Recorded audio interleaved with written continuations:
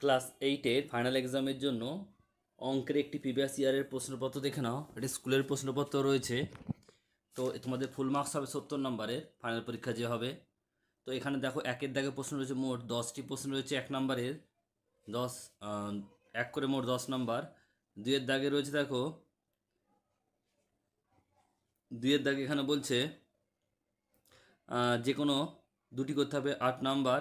এরপরে রয়েছে তিনের দাগে দুটি করতে হবে, এখানেও 8 নাম্বার।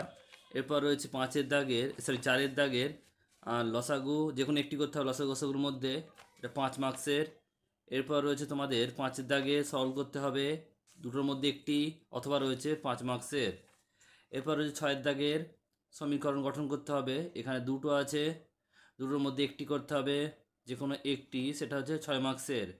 এরপর 7-এর দাগের দুটোর মধ্যে একটি করতে হবে, 5 মার্কসের। 8-এর দাগের তিনটির মধ্যে দুটি করতে হবে, 5 মার্কসের। আর 9-এর দাগের দুটোর মধ্যে একটি করতে হবে, 5 মার্কসের। আর 10-এর দাগে 5 মার্কসের একটি করতে হবে, আর 11-এর দাগে দুটোর মধ্যে একটি করতে হবে, 5 মার্কসের।